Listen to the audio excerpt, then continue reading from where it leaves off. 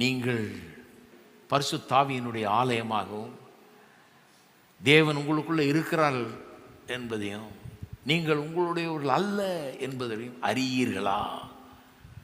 1 Corinthians 6:19 சொல்லுது.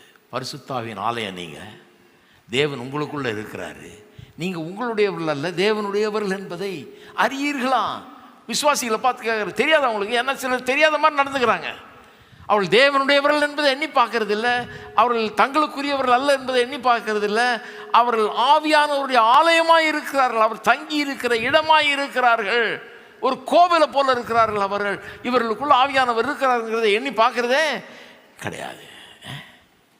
இயேசு சீஷர்களுக்கு சொன்னார் இல்லையா, யோவான் 14 சொன்னார் இல்லையா, அவர் போகிறப்ப இவங்கெல்லாம் பயந்து போயிட்டாங்க. இவ்வளோ நாள் கூட இருந்தார், அற்புதங்களை செஞ்சார், இவங்களுக்கு ஆலோசனை சொன்னார், இவங்களை நடத்தினார். இப்போ போயிட்டா நாங்கள் என்ன பண்ணுறது அப்படின்னு பார்க்குறேன். அவர் சொல்லி, இல்லை, நான் போயிட்டு இன்னொரு தேற்றவாளனை அனுப்புவேன், இன்னொரு தேற்றவாளன், இன்னொரு கம்ஃபர்டர். அவர் வந்து உங்கள் கூடயே இருப்பார், உங்களோடையே இருப்பார், அவர் உங்களை விட்டு போயிட மாட்டார். யோசிச்சு பார்த்துருக்கீங்களா நீங்கள்? ஆவியானவர் உங்கள் கூடயே இருக்கிறார், இப்போ இருக்கிறாரு. இது தேவனுடைய பிரசனத்தில் நீங்கள் வந்திருக்கீங்க. இங்கேருந்து போனோடனே தேவனுடைய பிரசனம் உங்களை விட்டு போகிறதில்ல, உங்கள் வீட்டுக்கு உங்கள் கூடயே அவர் வர்றாரு, உங்கள் கூடயே தங்கி இருக்கிறாரு.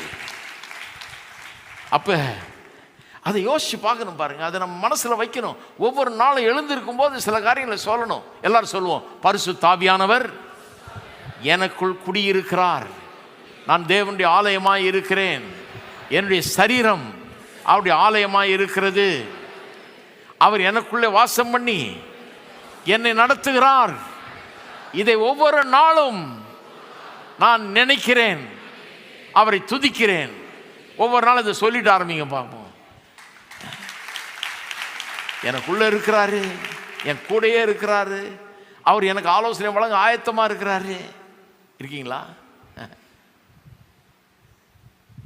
உணர்வு தான் இல்லை நிறைய பேருக்கு.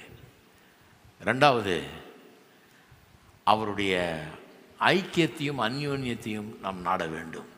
பவுல் ஆசீர்வாதம் கூறும்போது இப்படி சொல்கிறார், 2 Corinthians 13:14, கர்த்தராகிய இயேசு கிறிஸ்துவினுடைய கிருபையும் பிதாவாகிய தேவனுடைய அன்பும் பரிசுத்த ஆவியானவருடைய அந்யோன்யம் ஐக்கியம் உங்களோடு இருப்பதாக என்றார்.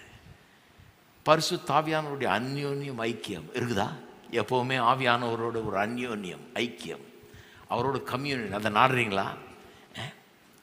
அதை தேடுறீங்களா?